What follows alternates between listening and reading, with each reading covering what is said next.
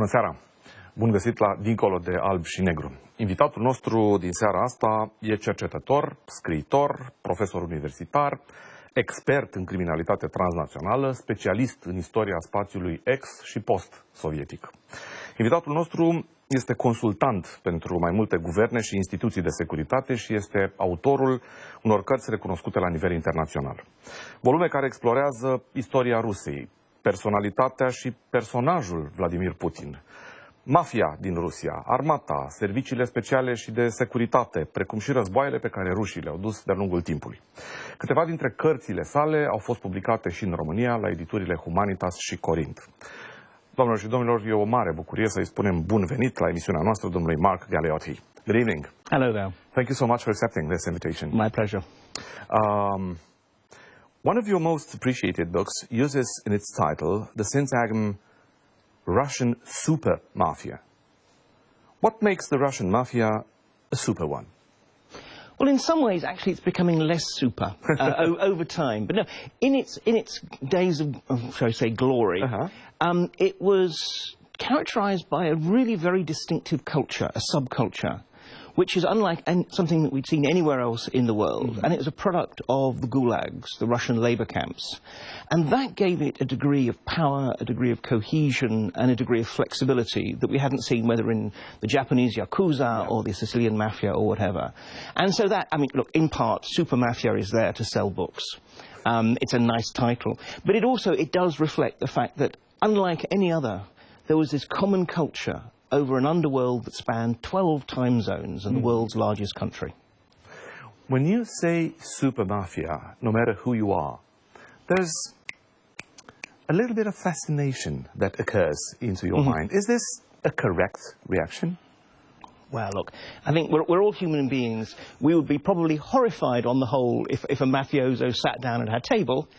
But when they're safely elsewhere, there is something about organised crime, particularly. There is the fascination. Right. And in part, it's the sense of these are people who don't follow the rules that the rest of us follow, who do what they want to do. Now, in fact, the reality is a lot more squalid and a lot less dramatic than we think of from television and film.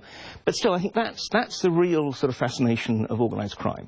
It is this idea of people who don't care about the sort of things that we worry about every day. The Russian mafia is like any other mafia in the world, a whole human universe. They also have very strong connections with the special, the secret services, and the whole security system.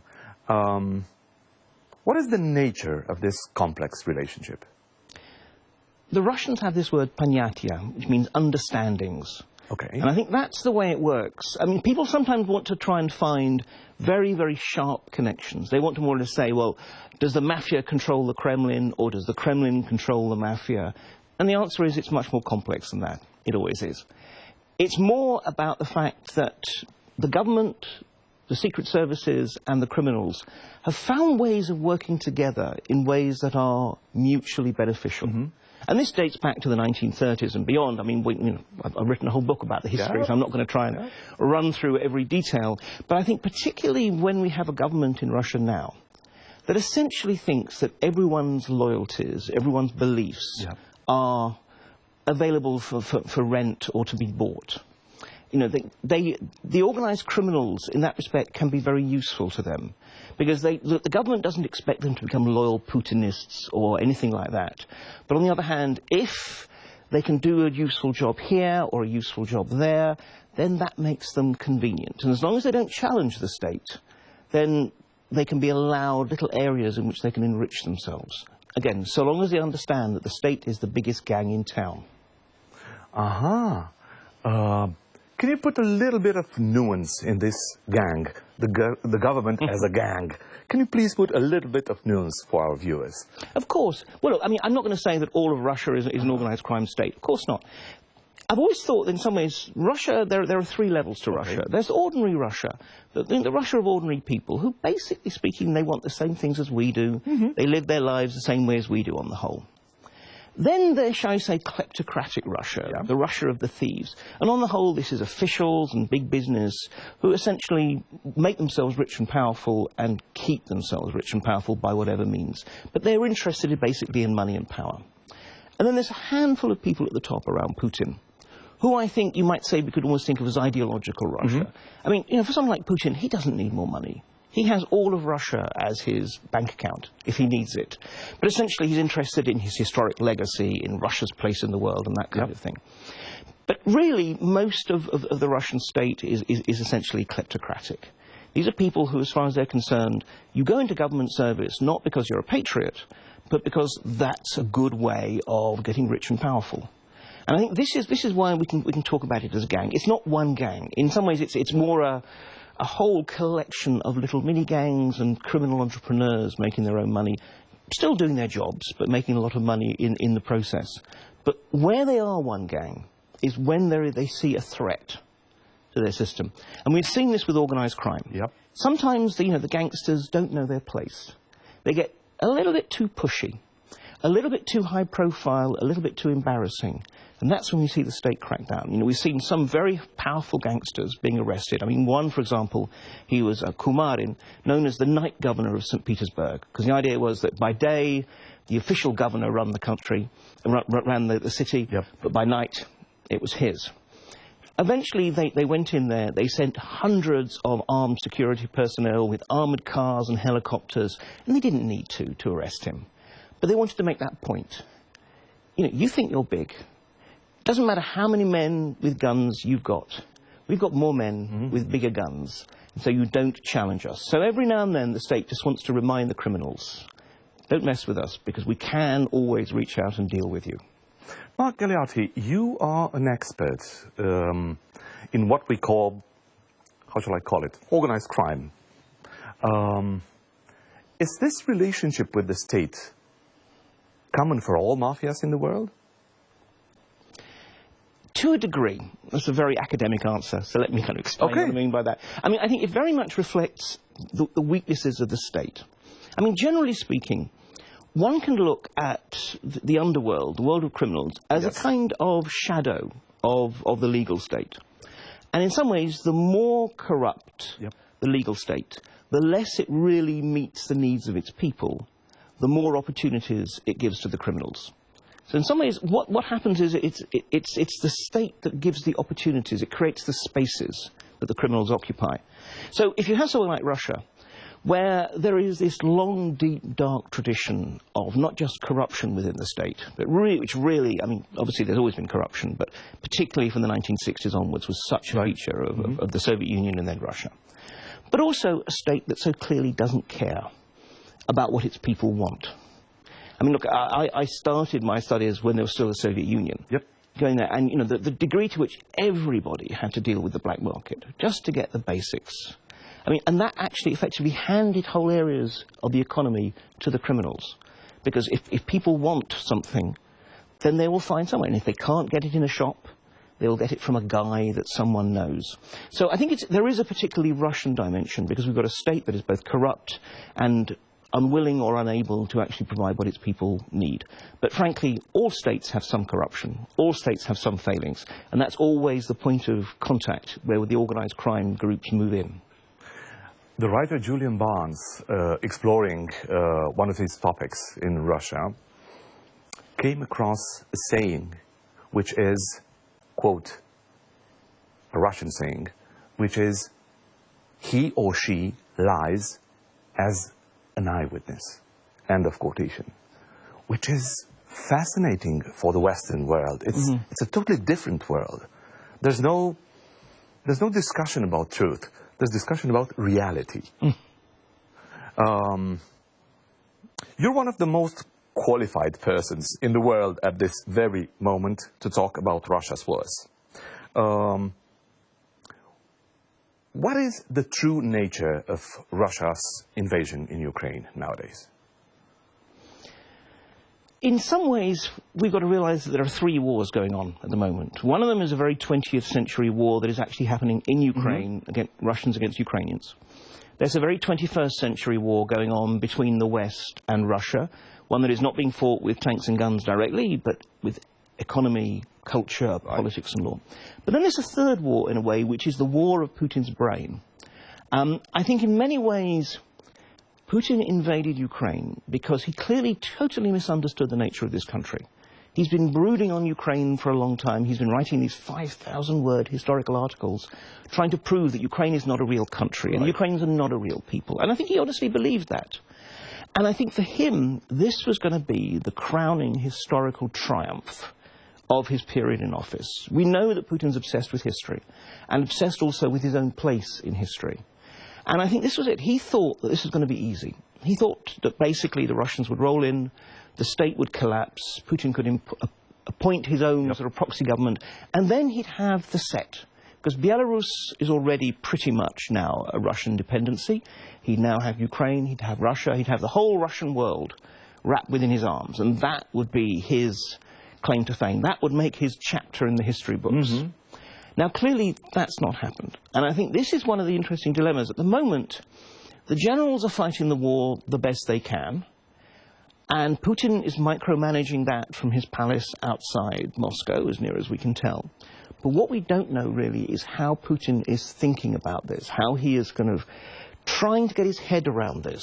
And I think we're already beginning to get an answer, though, which is that, in fact, this is not a war with Ukraine. This is a war with the West. The Ukrainians, they're just the tools, the proxies, the foot soldiers of the West's desire to somehow constrain and humble Russia. And so again, I think he's trying to find another way of taking reality and forcing it, however much it distorts it, into his own ideological mindset. These days, the legend of the Russian army is in a very serious danger of losing its fame. Why is that? Well, three reasons really why it's gone so badly. One is, yes, there have been a lot of flaws within the Russian military that have come to light. And it's a very classic Russian story of they always focus on what's known as the teeth rather than the tail. So the tanks and the guns, but not everything that actually allows them to work. So the fuel, the food, the ammunition, the people being in the right place at the right time, making sure that your soldiers get a hot meal, all that kind of stuff. And that actually matters a lot. There's an old saying about that, amateurs study tactics, professionals study logistics. Well, Putin is definitely not a professional. Secondly is obviously the Ukrainians have demonstrated not just extraordinary determination, but also they clearly have spent the last 8 years thinking very, very carefully about how they would fight Russia. And therefore they've developed some very clever tactics. But perhaps most importantly of all is that precisely the Russians went in with this bizarre strategy which was imposed on the generals by Putin. Because he was so sure it was going to be quick and easy. The way the Russians usually fight is very methodical. I mean, they're not necessarily sort of imaginative or whatever, but they know that the generals know their trade. They carefully set up, they make sure they have all the logistics they need. They launch a massive initial bombardment with aircraft and missiles and so forth, and then they roll in what's called a combined arms offensive. Well, what happened in this case? There was very little preparation. Most of the generals didn't even know there was going to be an invasion until days or maybe a week before the war. And we know that because we got intercepted calls and so forth. There wasn't therefore the preparation because Putin was sure 2 weeks and it was all going to be over. So you don't need to go through the effort of having proper stocks. They didn't have a massive bombardment, again, because Putin thought Ukraine was going to be his. Why trash what is going to be your own property? And then this half-hearted initial invasion.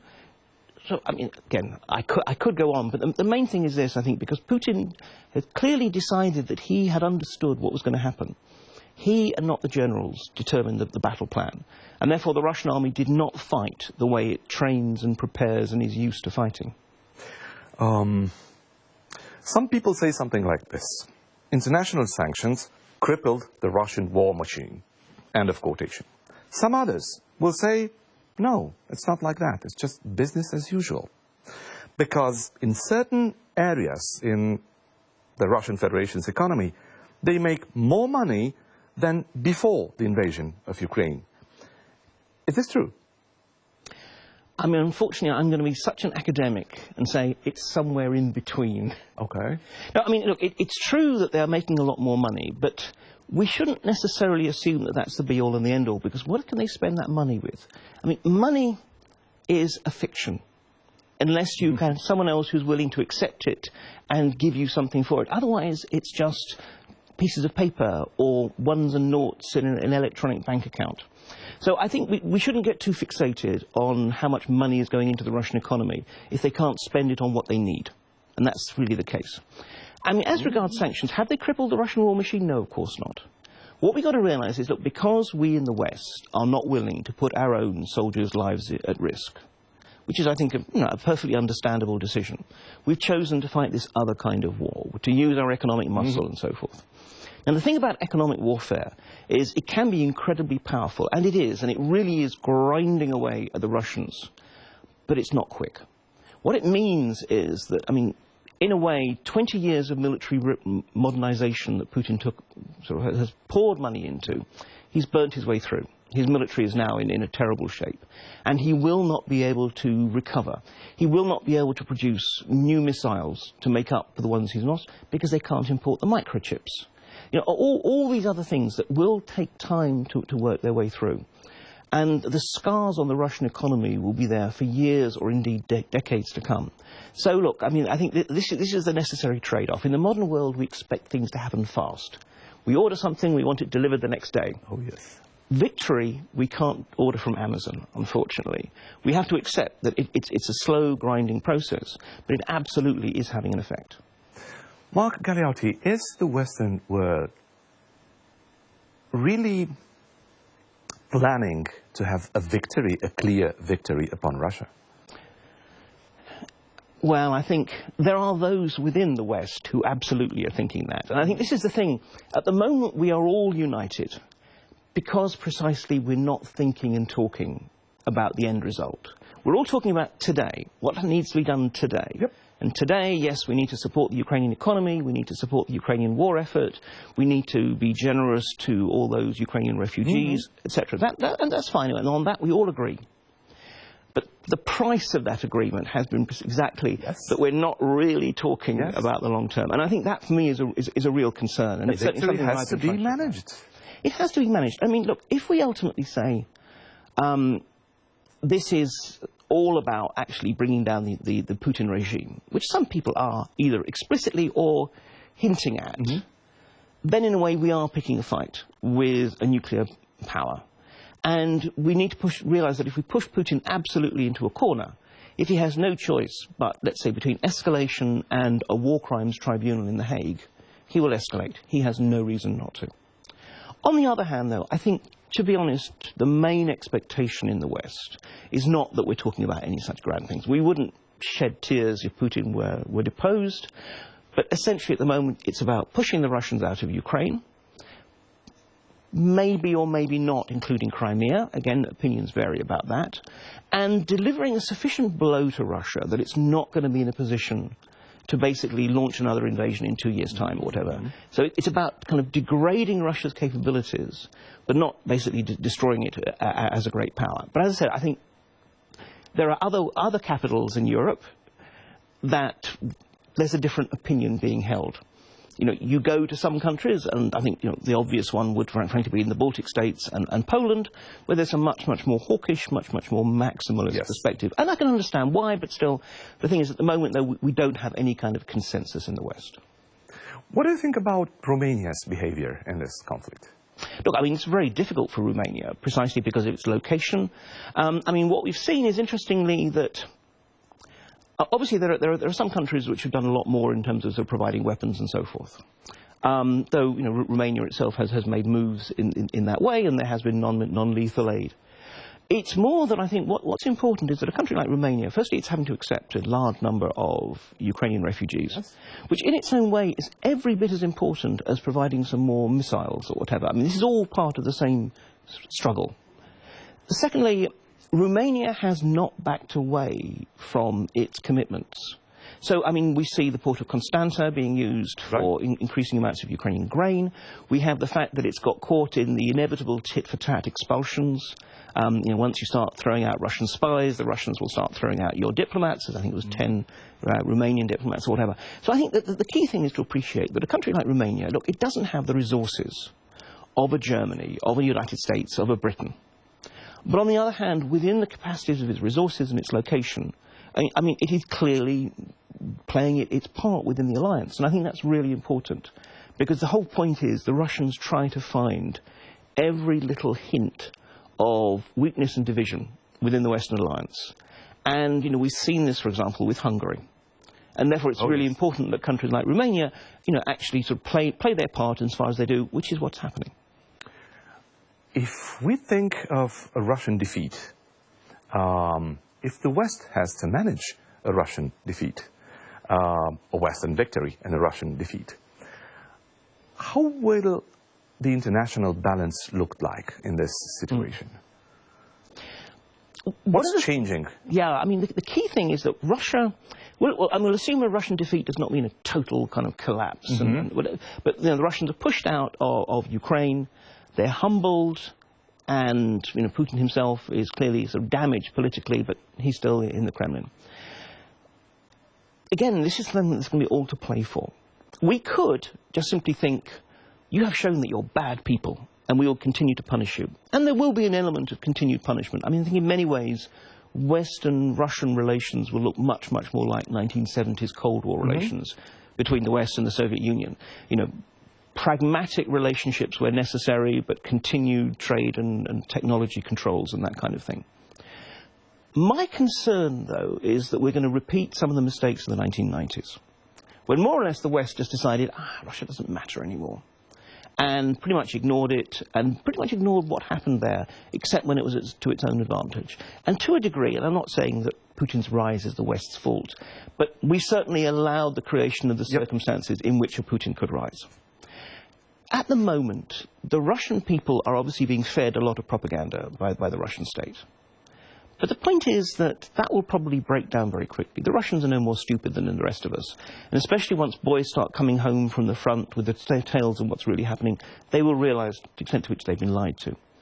The trouble is that also that sanctions hit ordinary Russians. And a lot of ordinary Russians, they don't blame Putin for the effect. They blame the West. I mean, I'm just getting this even from my own friends in Moscow.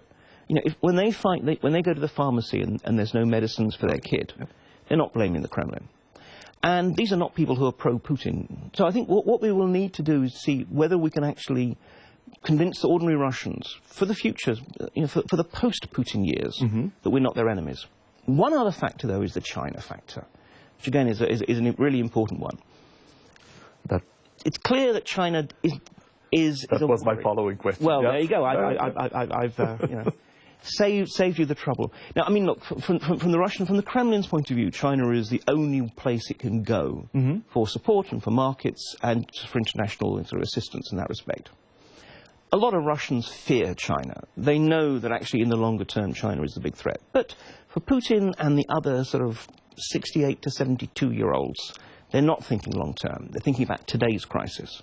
Right. And I think this is it. My concern is that China will basically be able to just sort of take over Russia. Not directly, but in effect, Russia will become so dependent on China that Beijing gets to call the shots. And that, for me, is a very worrying situation. So this is why I think it's going to be so important for when, as I think will happen, Russia loses the war in Ukraine, how we manage it and we don't get too triumphalist. Because if we do, we'll have, you know, 1 week's worth of happiness and then a decade's worth of worry. So in terms of international balance, is it desirable to have Vladimir Putin again in Kremlin? I mean, I will try to ask a very legitimate question and a direct one. If they can put him down, why don't they do it? I mean, firstly, because it's really hard to do it. I mean, think how many times the CIA tried to kill Fidel Castro. Yes. And Castro's security was nothing like the amazing amount of protection around this very paranoid Kremlin ruler. Secondly, look, one thing we've really discovered in the modern world is everything leaks someday. Even if you have the most secure operation, it will become clear that we killed Putin. And, I mean, again, that's something which, even for Russians who aren't fans of Vladimir Putin, they will regard as a terrible national affront. Again, I think this is one of these points where, you know, we need to be aware of the long-term costs. But there is one other reason why I wouldn't necessarily do it. It's the same reason why this is a classic issue in intelligence studies courses. You ask students, if we could have killed Hitler, should we have killed Hitler? And the answer is, if it was before the war, yes. If it's during the war, no, because he was a very bad war leader. And if we killed Hitler, maybe someone much more competent would have took his place. Well, likewise, I mean, we have to realise, actually, at the moment, Putin is proving an astonishingly bad leader of both the war that is taking place on Ukraine and the wider issue. He's not interested in the economy. He's not interested in trying to actually balance the different factions within his own country or whatever. In many ways, at the moment, Putin is Ukraine's secret weapon. So, no, we shouldn't want to take him. I mean, I absolutely think that we are looking forward to the day when, whether it's political action in his own country or mortality or whatever, takes Putin out of the situation. But I think for us to do it, and especially to do it now, I think would actually be very dangerous. Mark Galeotti, I know that this question asks for books and years of discussions, but as a matter of fact, let's try an exercise. Who is Vladimir Putin? This is a really good question, because again, you know, sort of like any good academic, I want to answer that in 30 minutes, not 30 seconds. I think, look, ultimately, Putin himself is in many ways a very dull individual. He is just a classic kind of person who has been lucky in his career and had just the right skills at just the right time. You know, he was an adequate student at school. He was in the KGB. Okay, I mean, we've seen his assessment reports. You know, he was a solid B. He was fine, but he wasn't one of the outstanding figures. However, at just the right time, he manifested just the right skill, which is how to use people. How to please people who needed to be pleased, how to intimidate people who needed to be intimidated, and so forth. And that's how he rose. He rose as everyone's useful second-in-command through the 1990s, until the point when basically a bunch of rich, powerful people who were thinking that Boris Yeltsin, the president in the 1990s, who was busy drinking and popping pills to the point where he was no longer really effective as a president, they thought, well, we need someone who will be able to run the country for us well. And they thought, Putin, he's the guy. But of course, once he's actually behind the big desk, he turned around and said more or less, no, this is going to be run the way I want to run. And, you know, so in this, I mean, his rise has been very lucky. His skill set has been very good about picking the right people. I mean, we've got to be honest, even today, within the government, there are a lot of exceedingly able people who are doing what they can. But beyond that, I think what's really striking about Putin is this is a man who has no vision other than himself, his friends, their enrichment, their happiness, and his own place in history. And for a long time, he'll coast with that. But that has finally, in a way, led to, I hesitate to call it his downfall, but I do think that the moment that the first tank crossed the Ukrainian border, Putin basically began to lose. And I think this is what will define him. You know, he thought this was going to be the thing that places him in the history books. And it will, but just not for the reasons he thought. So this is an over-promoted, second-class Homo Sovieticus, with all the skills of a Homo Sovieticus, who doesn't really understand the 21st century. What do you think? Will he survive the Ukrainian war as a president? It's very difficult to get rid of someone like Putin. The system is built to actually make it very, very hard for him to be deposed. There is no equivalent to the old Communist Party that could vote him out of office. There is a very complex constitutional process. Even if we think of kind of coups, again, there's a whole variety of different military forces that in a way are all watching and balancing against each other. I suspect, unfortunately, that really we will see either that he will be in power as long as his health allows him to be. And you know, it's worth noting that although we don't know what, there do seem to be some significant health issues there. Or else, if he becomes so dangerous to the elite as a whole that they feel they have to sideline him. And at the moment we're not there, but we could get there. If, for example, he starts seriously thinking about using a nuclear weapon in Ukraine, if we actually see the Russian economy really heading to collapse, if we see massive public protests, these are the kind of situations which gets the rest of the elite, who, let's remember, these are not loyal Putinists. There is no ideology there. These are ruthless opportunists who are loyal to Putin so long as it's useful to be loyal to Putin. Is this valid for the Siloviki, the people around him as well? Everyone. I think this is it. I mean, apart from a handful of people who are very close to Putin, an ordinary, officer of the Federal Security Service, the FSB, look, he's not there to be sword and shield of the state. He's there because you get a lot of money if you get in the right job at the FSB. I think it counts for all of them. It doesn't matter if they wear uniforms or not. They're all ruthless or pragmatic opportunists. And if Putin looks dangerous to them all, I think that is the point when we could actually see them think, we've got to do something about the old man. What do you understand precisely when you say the weaponization of everything? This is a fascinating syntagm. What's the weaponization of everything? Well, this title of my latest book is essentially trying to look at this notion that in the 21st century, we've reached a time where actually war, in the old-fashioned sense, has become both ridiculously expensive, but also often counterproductive. It doesn't mean that, as Putin has shown us, that wars can't be fought, but as Putin has also shown us, that in fact often the outcome can be much, much more disastrous and much harder than you thought. But the point is, all the rivalries between countries have not gone away. So if they're not going to be fought out on the battlefield, well, where are the new battlefields? And so my view is, in some ways, everything else is becoming the new battlefield. Yes, of course, the economy. We've seen this with sanctions. But, everything from culture to law to migration, all of these can be used as instruments of putting pressure on another country. Because, look, war is just a way of making someone else do something they don't want to do. And sometimes the best way of doing that is to march an army into their capital and raise your flag above it. These days, much better to buy politicians, to bring indirect pressure to bear, to create some kind of political divisions which will mean that they can't prevent you from doing what you want. There's all these other sneaky ways of fighting wars. And my view is essentially that this is really the 21st century way of warfare. One of my colleagues just told me, hearing you explaining which is the destiny of Putin's presidency, she said, what a diplomatic answer. Well, can we give precise answers to these questions? Can somebody give precise answers to these questions? Non-diplomatic, non-academic. Well, go on. Give me a precise question, and I promise I'll give you a precise answer. Will Putin survive as a president?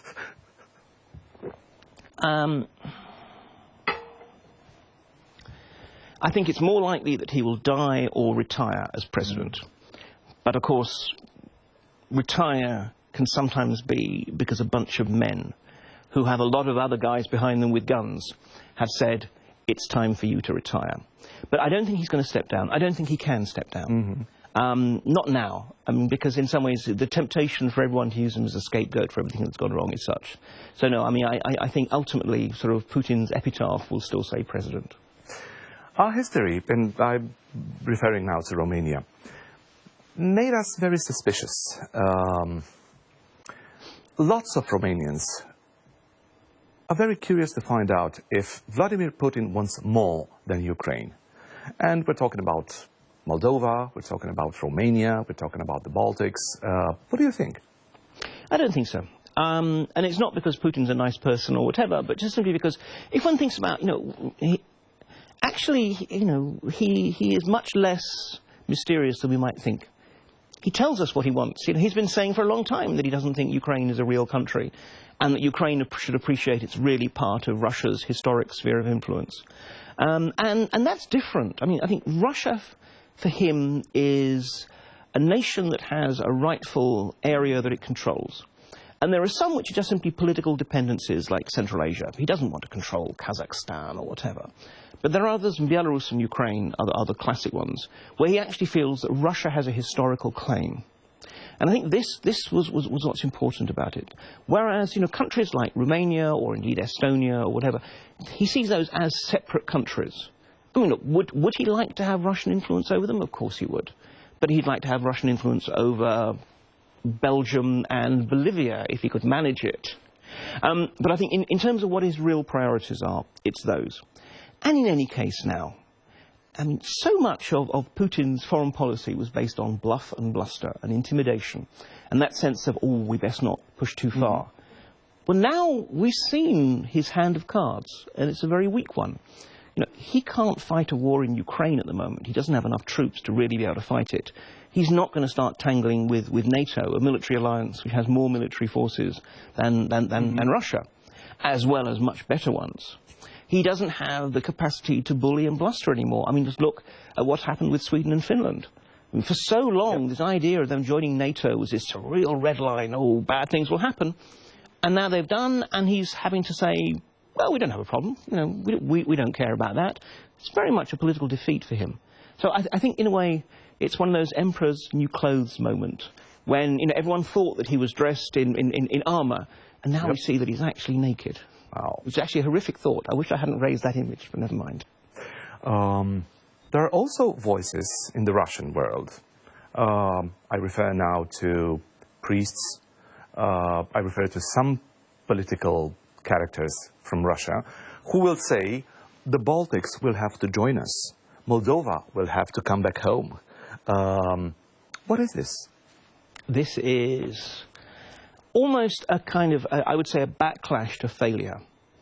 You see, it's quite interesting, actually. The worse the Russians do, the more elevated, the more ambitious, and the more aggressive their rhetoric. Because in a way, what else have they got? So absolutely. I mean, in some ways, I would say we should be much more relaxed about some of this rhetoric. Putin's stuff we need to pay attention to. The rest of the stuff, look, let them say what they say. The clear logic of history is heading westwards. And, you know, you mentioned Moldova, for example, which is a country that has been, in my opinion, shamefully neglected for far too long by NATO, the European Union, the West as a whole. Now people are paying serious attention to Moldova. And okay, maybe they're paying attention because of those maybe 1,500 Russian troops in Transnistria who can do nothing of any sort of meaningful note. But the point is, we are now actually beginning to pay attention. And precisely by raising the possibility of a threat against Moldova, we've now actually increased the chances that Moldova will now be taken seriously and encouraged to, if it wants to, you know, take its part in the larger European community of nations. So this is the irony. Let them say these things. All they are doing is driving more nations and people westwards. Will the Russians take Odessa as well? No. I think that they've clearly shown that they just don't have the forces. They're still trying to fight a war, a major land war with a peacetime army. And this has been their problem. They tried once to go make a drive towards Odessa in the early stages of the war, and they failed. Odessa is now more strongly defended than it was before. And furthermore, we see that, you know, whatever troops the Russians can scrape together, and this really is a problem for them, they're actually having to sort of quietly call up reservists. They're offering people a lot of money to sign up on volunteer contracts. But whatever troops they've got, they're desperately trying to take control of the Donbass region. And even that's open to question. I mean, given that Putin doesn't seem willing to take the political costs of a wider mobilization of Russian reserves, at the moment, the most basic way of putting it is the Russians don't have enough troops to do what they're trying to do now, let alone start anything new. I'm talking about gossips and opinions of your friends from Moscow. What's the atmosphere in between your friends in Moscow? Well, for a start, I mean, in some ways, the main thing is, I'd say, is a third of them are no longer in Moscow, which in some ways says itself. Now, those who can have got themselves, you know, fellowships at universities in the West and so forth. Those who can't headed to Turkey as a sort of launch pad to try and find somewhere else, or Israel, or actually Georgia and Armenia. Again, two other places you can go with a Russian passport and actually sort of stay there for a while. So, first of all, a lot of people are out. Secondly, I would say, I mean, again, there is that sense of a wave that has not yet crashed down. You go to the shops, and yes, the prices have gone up. There's maybe a little bit less imported goods or whatever, but the shops are still full of stuff. Yes. You can still just about afford it. You might have to dip into your savings, but you can just about get by. So on the surface, a lot of it looks very, very normal. And we don't have the big protests that happened right at the beginning of the war, when, you know, tens of thousands of brave Muscovites went out and protested, even though they knew they were going to be arrested and beaten. But at the moment, they're in jail. Well, exactly. This is it. I mean, you know, but so at the moment, it all looks very calm. And I think that's the way it's going to be. But as I said, there is that real sense of something's going to happen. And I think it's going to be autumn when really all this starts to come back. When, you know, August, people tend to go off to their dachas, their summer houses. Yes. Whether it's a mansion or a little hut, it doesn't matter. That's the thing that, you know, Russians sort of cling to. When they come back from dacha season, that's when you start thinking, okay, we're now looking forward to winter. That's the point at which I'd say most families' savings will have been sort of burnt through in order to cover the increased prices. Same for a lot of companies. The spare resources they've got. The Western companies that just temporarily suspended their operations in Russia will have decided to actually, no, we're just ending it. So unemployment's likely to become a real problem. There's elections due, that there's already discussion about whether they should be cancelled. Well, if they have to cancel the elections, that's a sign of weakness and insecurity. But if they let them go, even the most managed election becomes an opportunity for some degree of debate and such like. So I think for all these reasons, September is when things will really start to change. Not dramatically and not quickly. But again, I think so for most people in Moscow at the moment, yes, there's all kinds of rumours. There's rumours about Putin's health. Yes. There's rumours about, you know, whether there's going to be a massive sort of breakthrough successfully by the Russian forces, or whether there's going to be a breakthrough by the Ukrainian forces. Because no one knows anything, everyone invents everything. But broadly speaking, I think it is this sense of, this is the calm before the storm, but there is a storm coming. Mark Galeotti, thank you so much for accepting this invitation. It's been a privilege to meet you. Thank you for being here. Oh, it's my pleasure. Mulțumim foarte frumos. Urmează știrile din sport și jurnalul. Rămâneți alături de TVR1. Să aveți o seară frumoasă.